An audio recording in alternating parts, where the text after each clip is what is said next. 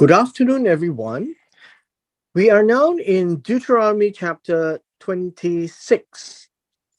In Deuteronomy 26, one of the things that I want to point out this afternoon is that whenever we read the text, we should actually pay attention to the context that is trying to paint the narrative. And so as we begin in chapter 26, it says, "And it shall be that when you come into the land which the Lord your God is giving you as an inheritance and you possess it and dwell in it," this would be the context. It is not at this time in the wilderness, but it is at a time when you come into the land. Now, each time we see this definite article, the land, it is very clear that we will always read this as the promised land. The land that God promised Abraham, Isaac, and Jacob. And so when you come into that land, they are not there yet in the land. Remember, right now, they are at the last few months before they cross the Jordan, and they are on the eastern side of the Jordan River. And so we're talking about an event that is to happen later down the road, which the Lord, and that would be specifically Jehovah, your Elohim, is giving you as an inheritance so that you can pass down generation to generation to generation. And you possess it means you go and win and take over. Now, one of the things that many of us may not think hard about this inheritance is that God didn't tie a bow and handed the keys to Joshua. They are to go in and they are to follow the instructions to conquer the number of cities that they have to go in and cross the river and take over. And once they finish that, there is the way that they have to clear the land. And so there is a lot of effort that they have to go through to possess the land. And when they have possessed the land, they are going to live in the land. And so the land itself is a very important terminology. And the time these instructions are to take place, they would have come into the land. They have been distributed. They have taken over it, and they are living in it. And then once they are in the land, that you shall take some of the first of all the produce of the ground. Now, the first of all the produce of the ground, this literally means first, the very beginnings. And it says, which you shall bring from your land that you have inherited, that the Lord your God is giving you, put it in a basket and go to the place where the Lord your God chooses to make his name abide. Now, a couple of things that we also need to pay attention here is this: the first of all the produce of the ground. Now, whenever we read such text, we get the concept, but we do not get the details of how to go about doing it. And so the Jews today, as they look at texts like that, they have what they call the oral tradition. So, how do you decide what is the first of all the produce of the ground? And so you need to go in and have made the decision that it is a plant that you have put into the ground, and whatever the produce, and we have got to talk about this produce, that it comes out from the ground, and the moment you look at the fruit or whatever you're planting, and it is ripe. And so the first of all the produce are the ones that is ripen, right? Ripen. And once it ripens, what they do is they will tie a string around it to mark that that one is the first fruit. Now that is important because otherwise, how would we know? And so the farmers would go out and check the crop every early morning and to just observe which one is ripening, and they make sure that they identify the very first that ripens. And then we'll come back to this, all the produce, shortly, because I want to scroll back up. And then they will bring from your land, which they have possessed, that God has given them. They are going to put it into a basket. And then we will talk about this. Go to the place where the Lord your God chooses to make his name abide. And we find that this actually takes place in First Kings in chapter 8, which we are covering now in the book of First Kings. And so this particular chapter, Deuteronomy 26, when it says, go to the place where the Lord your God chooses to make his name abide, is about the time when Solomon has finished building the temple and has dedicated the temple to God.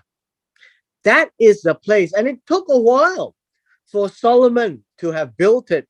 But before that, they are not bringing it to this place because this place does not exist. Now, we have another challenge, and I'll highlight to you. Doesn't mean everything they plant in the ground. And according to the tradition of the Jews, it is not everything they plant in the ground. But these are all the plants and all the produce that God has spoken that is very special in the land. And so let us go back to Deuteronomy chapter 8, verse 8. In Deuteronomy chapter 8, verse 8, it gives us a picture of some very specific crops. It says a land of wheat, barley, vines, fig trees, pomegranate, olive, and honey. So if you mark this, wheat will be the first, barley the second, vines is grapes, fig trees are figs, pomegranates is pomegranate, the fruit itself. 6 is olive, and the olive that has the production of oil, and 7, the honey that comes from dates. They are looking at offering as first fruit offering when they are speaking about these 7 types of produce: wheat, barley, vines, figs, pomegranate, olive, and honey. And so what they do is that they will look at the plantation and the harvest before it actually ripens. They look at the grapes before they ripen, and they identify which bunch is ripening, and they will tie a string around it. Same with wheat, barley, fig trees, which of the branches have a particular figs that are ripening. The first of them, like the pomegranate, the olive tree, and the dates, when it ripens, they will bring that to the dedication of the first fruits. So these would be the ones. Now, if they had happened to plant bananas, papayas, and whatever else, it appears that according to oral tradition, that that's not the produce that God is expecting them. God has brought them to this land and has given 7 very specific plants that they are to offer as first fruits. And so they are to bring it in a basket and go to that place. And this place would be the temple. It has to be the place that God himself chooses to make his name abide. So I ask everyone to go back and read First Kings chapter 8. You shall go to the one who is priest in those days, These are specific texts that you need to think about in those days. By context, the days when you come into the land, you inherit, you possess, you dwell in it, and then you plant and bring the first of all the produce of the ground. You've already done that. So in those days are very specific times right here. And then you say to the Kohen, the priest, I declare today to the Lord your God that I have come to the land which the Lord swore to our fathers to give us. Now, this is important because now you can see the country. This is specifically the land. Again, very specific, just like this one here. It's not the country, it's the land. The same Hebrew word which the Lord swore to our fathers to give us. The idea of declare is to confess, to announce, to proclaim, right? To proclaim, to confess that today I have come to the land which the Lord has given, and you are bringing the basket of first fruits. Verse 4, the priest shall then take the basket out of your hand. That's where you contain the first fruits. And it sets it down before the altar of the Lord your God. No, it's in front of the altar, in the courtyard of the temple. And you shall answer and say before the Lord your God. This idea is the answering is this is how you reply. And the reply goes this way. My father was a Syrian. Now, this is not how it works. In verse 5, it doesn't say my father was a Syrian. It says, and let me just put it down here, an Aramean, an Aramean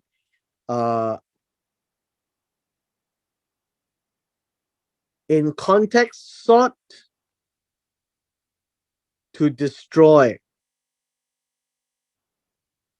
my forefather or my father, right? My forefather.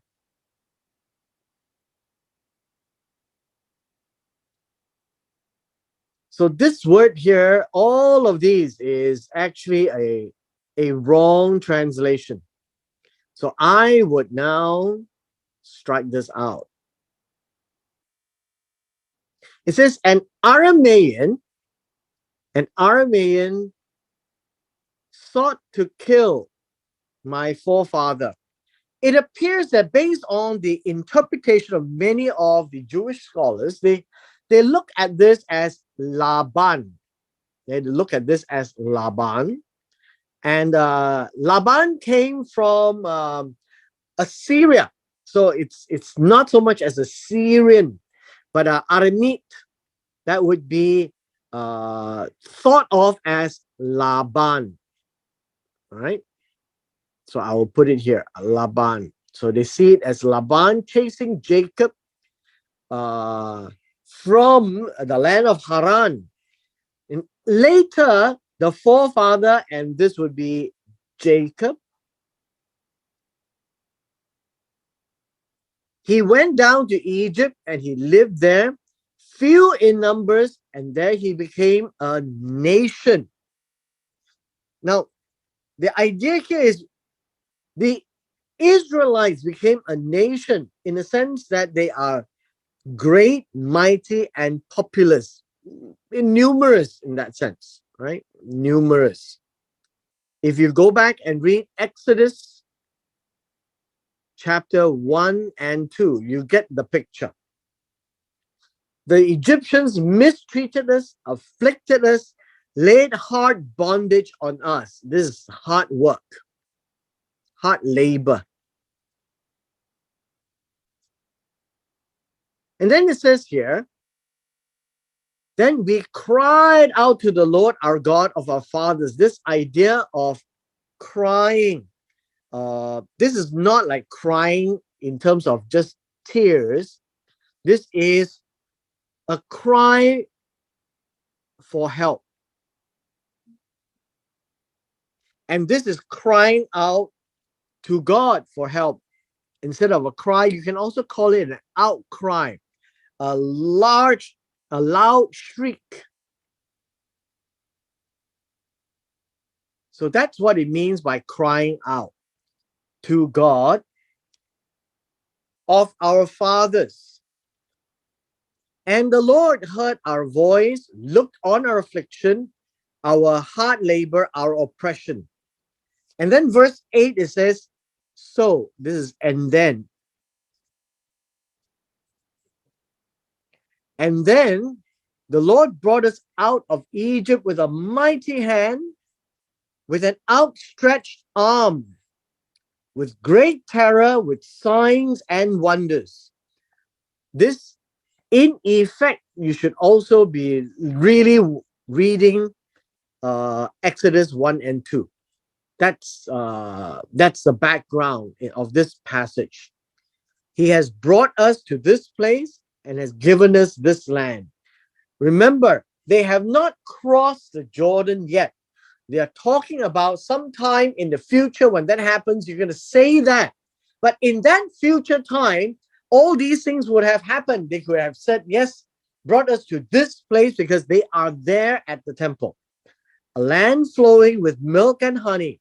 And now behold, I have brought the first fruits of the land which you, O Lord, have given me. The second part of verse 10, then you shall set it before the Lord your God. And then it says worship. Now, again, I've mentioned to you there is no such word called worship. This really means to cause oneself to prostrate. Now, in the old days, the idea of prostrating is where you meet someone who is more powerful, and the prostrating is literally having yourself on the ground. And this is a sign of humility. And so you would bow yourself before the Lord your God, and then you shall rejoice in every good which the Lord your God has given you, your house, you, and the Levite, the stranger who is among you. Now let's break this out a little bit. The first thing is here is that they are supposed to rejoice, be glad. They are supposed to be happy in every good thing, right? Which the Lord has given you and your house, right? You and your house. You and the Levite. The Levite is the one who is going to receive the tithes. The stranger, this would be the Ger, who have obeyed, who have embraced, who are somewhat like Ruth, that has made the nation his nation, the God of Israel be their God. And so this is the stranger who has embraced the God of Israel, who lives among you. And so the idea here is to rejoice in verse 11 with all the good that the Lord has given you. and your household, the Levite and the stranger. This is important. This is sharing the joy. Now, our next passage has to be clear because it involves the idea of tithing. So in verse 12, this is a new passage. When you have finished laying aside all the tithe of your increase in the third year, this is important because now we're talking about the third year. So they give tithes in the year 1, year 2, and then after year 3 is over, and after they've set it aside, the year of tithing, and they normally talk about this in the third year, which is in the year itself. They would think of it as I guess you would say that the Passover. At the time of the Passover of the fourth year. So understand that there are 7 years in that cycle. So they will have first, second, third, and by the time the Sukkot is over, they would be harvesting the first fruits of certain fruits.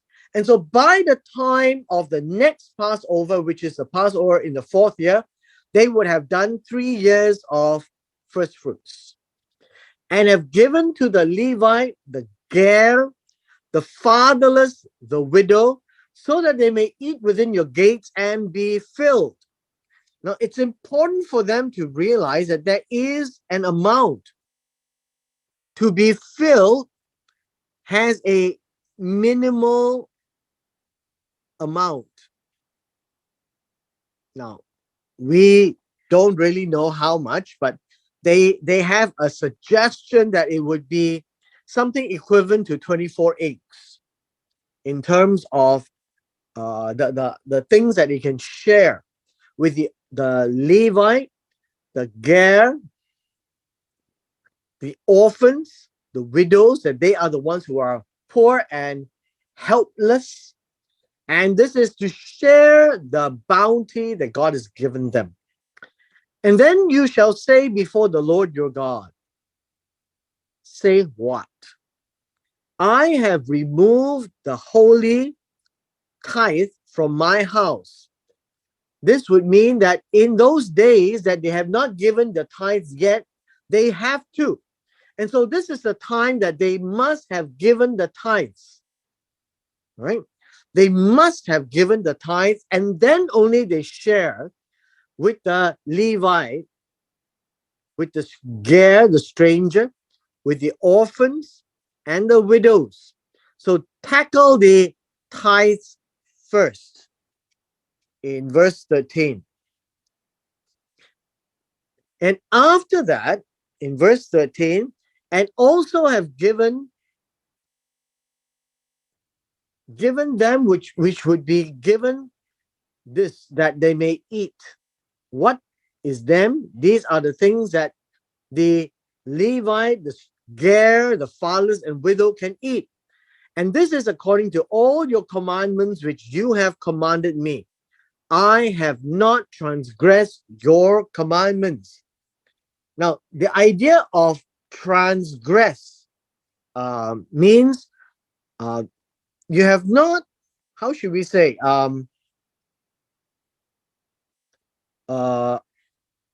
Passover. Passover means that if there is a commandment, you don't skip over it. That is what it means by transgress here.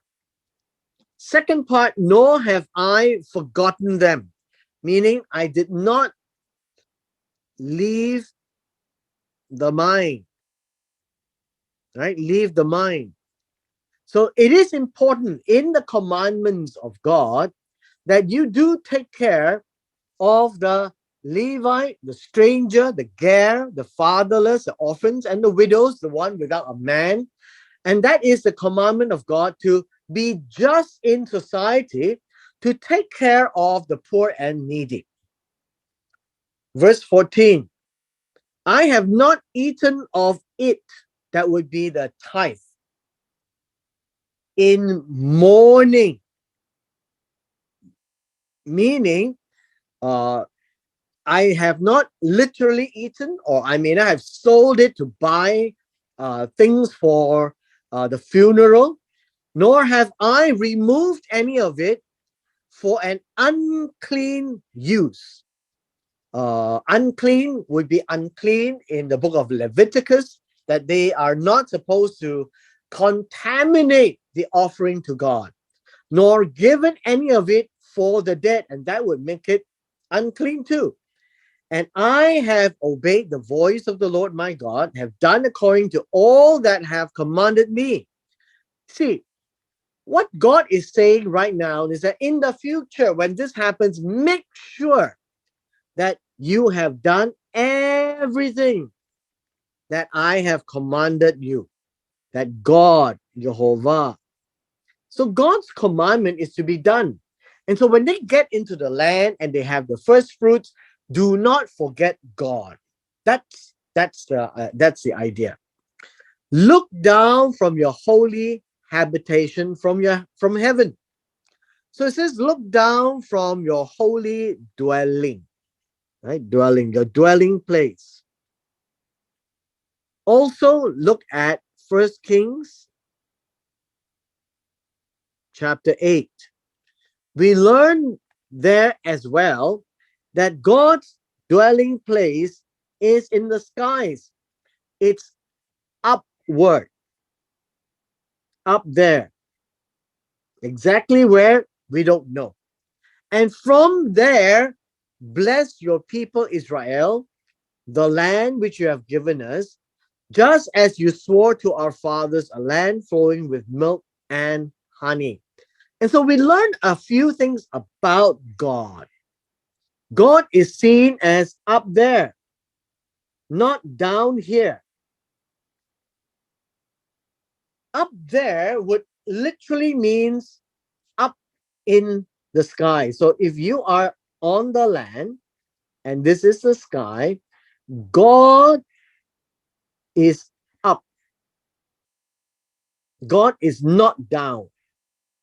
That's the idea. And his holy habitation where he dwells is also up in Shemaim or Hashemayim, up there somewhere. And so the blessing of God to the people comes down. This is the idea of blessing. Blessing of God comes down. And so you can see sometimes if they look at blessing of God as rain, because it comes down. And so when God blesses the land, the rain itself is a blessing of God. No rain means there is no blessing of God. And this land with God's blessing is a land flowing or overflowing with milk and honey. Very fat, very rich land. That is what it is. And God has given this land. And this is the confession. And this is how Moses is describing to the young generation of the Israelites. God is up there. God is now down here. And when you have set aside the tithe, but you haven't brought it to the temple, make sure you don't use that for anything else. Do not make it unclean, because the first fruits belong to God. In our last segment, then we can also pay attention to some of these words. It says, this day. This day is now, where Moses is speaking.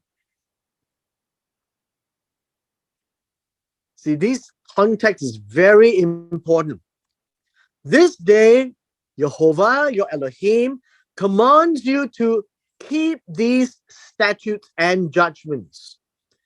And this is what it means, to verse 16, to observe. Now, this word observe is to do, to make. It is not to keep. Is to do these statutes and judgments. And so you shall be careful to observe. Now, careful to observe is to keep and do them. So often we see that, and this is in two Hebrew words: to guard, to be very careful, and to do it with all your heart and with all your soul. Now let's break this down, and this is important. We have read in Deuteronomy chapter 6, verse 5. You shall love the Lord your God with all your soul and with all your heart, right? With all your heart, all your soul, with all your might, everything you have. And so you see this again: with all your heart and with all your soul. Heart would be your mind, soul would be your nephesh, your being, whatever you are. And so you shall do all this with everything you've got. I think that is important. When you make your decisions, when you do something, it is absolutely important that it is in totality. Not begrudgingly, but knowing full well this all came from God. And so the Hebrew expressions like to use this with all your heart and with all your soul. Why? Because it gives the emphasis that when you be careful to observe them, which are the statutes and the judgments of God, then you are to do it not because it was a suggestion, not because it was convenient, but because you are fully conscious of wanting to do it for the sake of God. With all your heart and with all your soul means when you make your decisions, do something, this is something you do with your full person in totality. So when we talk about all your heart and all your soul, it literally means your entire being. Today you have proclaimed. Today you have uh, said, you have promised, you have intended the Lord to be your God. So this is a relationship, and that you will walk in his ways and keep his statutes, his commandments, his judgments, that you will obey his voice. Remember in chapter 8, it says, man shall not live by bread alone, but by every word that proceeds out from the mouth of God, which would be his voice. Whatever God says are his statutes, his commandments, his judgments. All of these are talking about the same thing, his Torah, his instructions on how to live, that you should walk in his ways, the ways of God, the ways and the directions of God, not the Israelites' own direction. So you would say this, you promise to do this, right? That God is your God. See, this is humility, and God is the one in authority. And you is in humility. It is so important that coming together before God requires the Israelite not just to do the actions of bringing first fruits, but literally know their place before God, that they are humans. They are the ones who are frail. They are not bigger than God. God is the greater of the two in this relationship, and that you must be careful, guard the commandments of God to do them. And so that is what it means to walk in his ways. The directions that God says, to keep his statutes, commandments, and judgments. And most importantly, is to obey and to listen to the voice of God. I don't think this is anything profoundly different from how we have known some of these scriptures. God wants the Israelites to remember, when you come into the place where God has chosen to put his name, when you come and make your offering, make sure you recognize who you are as humans, that I am God. You shall bow down before me or fall prostrated before me, confess that I am your authority, right here, and walk and do everything that I tell you in that direction you are to go, by keeping the statutes of God, the commandments of God, the judgments of God, and that you will obey, you will hear his voice. Next portion. Also today, the Lord has proclaimed you to be his special people. This is a text in chapter 19, right? Chapter 19, Exodus chapter 19, verse 5, right?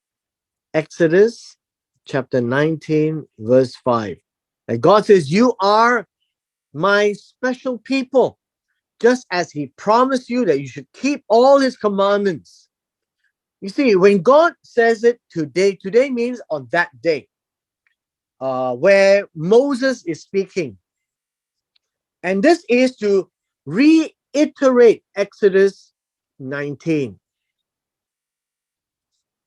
In Exodus 19, God was already preparing to bring them into the promised land, but they didn't go in. In Deuteronomy 26, they are about to go into the promised land, and they will go in. And so God reiterated, you are God's special people, and you should keep all his commandments. Now, on the note, God says, God will set you high above all nations which he has made. High above, uh, this word, set you high above, literally means to give you, uh, to give to you on the higher end. This Elion, like El Elyon, like that. Like God has given to you something that is higher above all other nations. So we are saying that Israel, Israel, is actually higher than all the other nations. That's what it means. Higher. And this means that this would be God's special people. God's special people in chapter verse 18 is really a special property, a prized possession. Right? That's what special means. A prized possession. And when you're high above all nations, you are special. Right? You are special. And God made all nations, and among all nations, the Israelites is going to be very different. This is going to be God's prized possession. In praise, in people saying good things about you, in name, that everyone will remember you, in honor, and this would be splendor, this would be beauty, this would be, well, you should say, majesty, that everyone will be talking about Israel. that you may be a holy people to the Lord your God, just as he has spoken. So go back and read Exodus chapter 19. Now, what does a holy people mean? A holy people literally means a different people. How do you get different? Different by commands of God.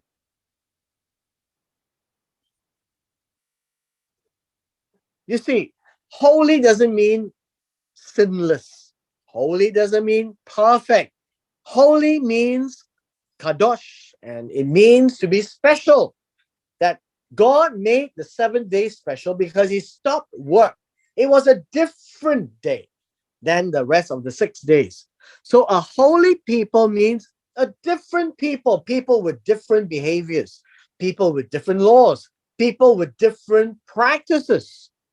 And these practices are to Jehovah your God, just as God has spoken. It has come out of his word, his mouth. So man shall not live by bread alone, but by every word that proceeds out from the mouth of God. Literally gives the impression that the Israelites are to do exactly as told and rejoice and be careful to do what God says. And so everything that puts together right now in chapter 26 is to be done at a time when they are in the land.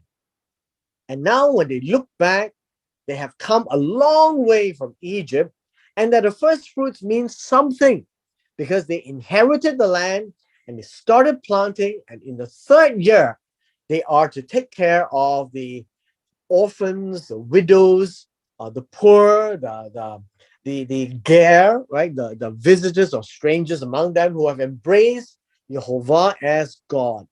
And so chapter 26 speaks about that time where God has made a place, right? Has made a place. Now, what happened is that in the early days, we were told that they had set up a place in Shiloh, but that is really not the place where God has set his name just yet. Until we come to um, the chapter 8, after Solomon has built the temple. Um, where we had Shiloh, we had the altar. And the people, some do come, some don't come. They have offerings in all the high places, right? And because they have offerings in high places, those who were engaged with the local folks, they also sacrifice to other gods. And then now in 1 Kings chapter 8, they are not supposed to do any offering anywhere else except in Jerusalem. And so that is how, when God says, I have placed my name, I've chosen the place to put my name, that is what it means, that there will be no other place in the entire nation that they can make any offerings. There's no more Gibeon, no more Shiloh, no more Dan, no more Bethel, no more wherever they felt that they should be offering at Abana, because it is a fair distance to travel. But when God has fully put his flag on the ground, so to speak, it is at a time where it is at peace, that Israel is at peace, and coming down to Jerusalem is really not that much of a problem. And so that would be the picture that we have. Uh, and and with that, we come to the end of our session today.